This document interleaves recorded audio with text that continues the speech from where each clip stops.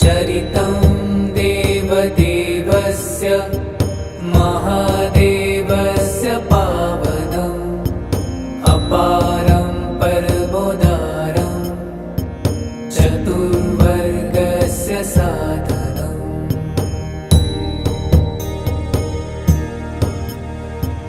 गौरीविनायकोपेतं पञ्चवक्त्रं त्रिनेत्रकम् शिवं ध्यात्वा दशभुजं शिवरक्षां पठे नरः।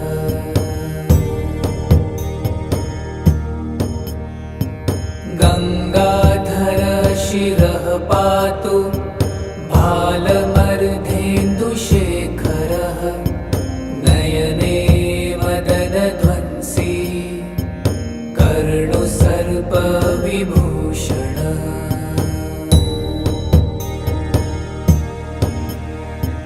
घ्राणं पातु पुरारतिर्मुखं पातु जगत्पतिः जिह्वां वागीश्वरः पातु कन्धरां शीतिकन्धरः।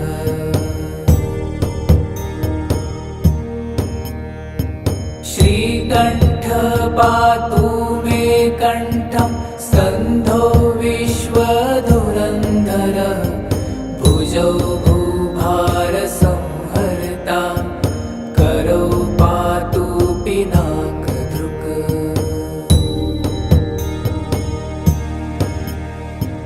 हृदयं शङ्करः पातु जठरं गिरिजापतिः नाभिं मृत्युञ्जयः पातु कटिव्याघ्रजिनाम्बरः।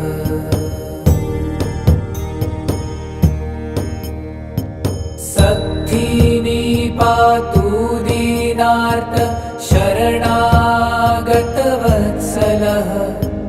गुरुमहेश्वरः पातु जानुनी जगदीश्वरः।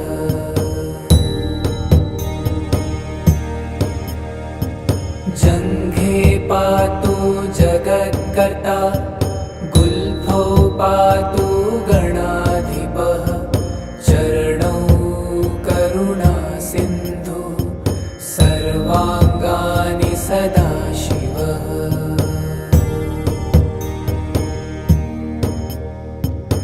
एतां शिवबलोपेतां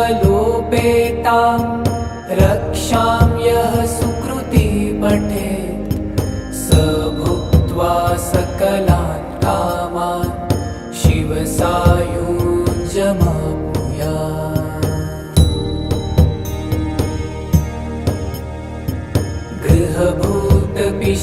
गृहभूतपिशाचाश्चाद्या स्त्रैलोक्ये विचरन्ति ये दुरात् आशु पलायन्ते शिवनामाभिरक्षणात्।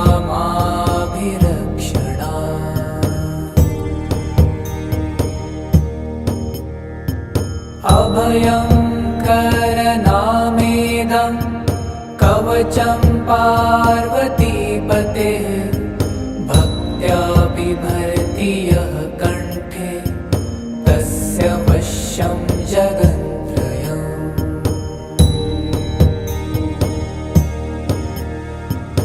इमां नारायणः स्वप्ने शिवरक्षां यथा दिशत् प्रातरुत्थाय यो